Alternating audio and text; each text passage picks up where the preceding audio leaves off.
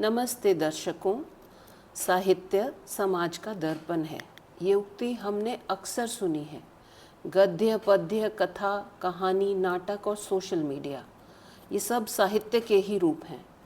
बदलते समय ने साहित्य को हमेशा प्रभावित किया है, चाहे वो लिखित साहित्य हो या मौखिक। और समय के साथ साहित्य की नई नई विधाओं ने भी जन्म लिया है। हमारे गुरु, लेखक, समाज सेवी, पूर्व हिंदी प्रवक्ता श्री राजपाल सिंह जी की इच्छा का सम्मान करते हुए और उससे सहमति रखते हुए आज संवाद अ पॉजिटिव डायलॉग के स्टूडियो में पहली बार हमने एक ग्रुप डिस्कशन किया। सभी ने साहित्य का प्रभावी रूप क्या होना चाहिए इस विषय पर अपने विचार साझा किए। किसी ने श्रोता के रूप में, किसी ने वक्ता के रूप में। लंबे वार्तालाप और विचार विमर्श के बाद श्री राजपाल कसाना जी द्वारा प्रस्तावित नाम संवाद सप्तक को पूर्ण रूप से सहमति मिली। कुछ बिंदुओं पर भी सहमति बनी, जैसे सकारात्मक साहित्य जो समाज को सही दिशा दे सके का प्रचार प्रसार हो।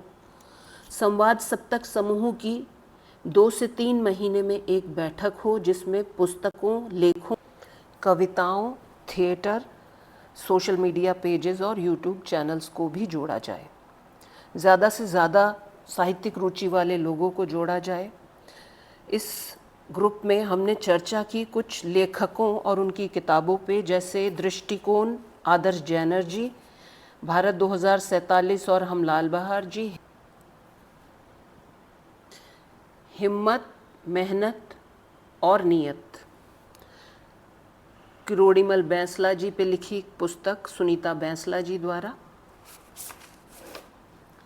शिक्षा कलाम की कलम से डॉक्टर प्रशांत कुमार द्वारा,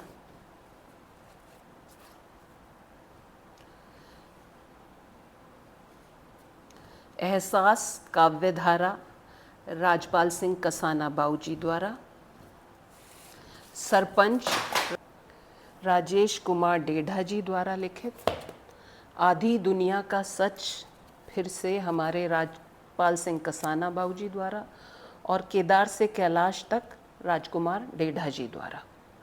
समय सिंह कसाना जी, दिवाकर विधूरी जी, राजेश डेढ़ा जी, आदर्श जैनर जी, हितेंद्र सिंह जी, सीमा भड़ाना जी, निर्मल डेढ़ा जी, नीतू भड़ाना जी और अनु भड़ाना जी के साथ उपस्थिति रही सुप्रसिद्ध कवि पी.के. आजाद जी। सब नर नारी एक जैसा, सबको ही अधिकार दीजिए। आपको समर्पित करता हूँ मैं ये छंद। एक भगवान के बनाए सब नर नारी एक। और मैं साहित्य प्रेमी मंडल का एक कार्यकर्ता हूँ, जिसके उपाध्यक्ष मेरे बड़े भाई राजेश जी बैठे हैं। और ये चीजें बहुत कुछ उनसे मुझे सीखने को मिलती है। मेरे बड़ों ने मुझे जो सिखाया है वो मैं आज इस सभा में, असल में मुझे आज ऐसा लग रहा है जैसे सुनारों की महफिल में किसी लोहार को कला प्रदर्शन के लिए बुला लिया गया।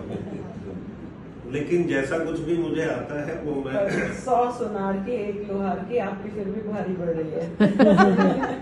एक भगवान के बनाए सब नर नारी एक जैसा, सबको ही अधिकार दीजिए।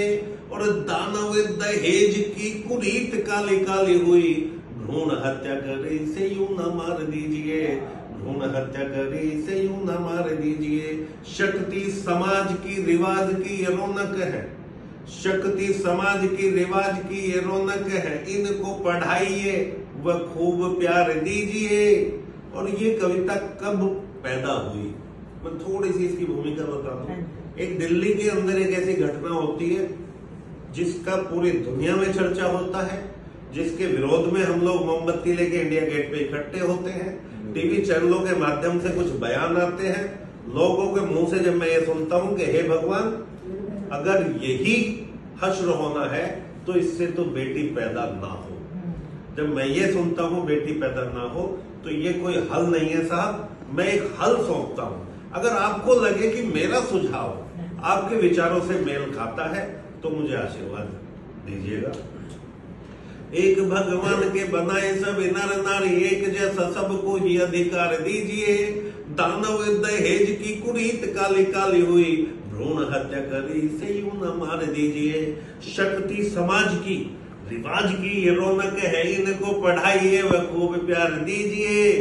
और बेटियों के होने का घिनो ना रोना रोने वालों, कभी बेटों को भी थोड़े संस्कार दीजिए, कभी बेटों को भी थोड़े संस्कार दीजिए।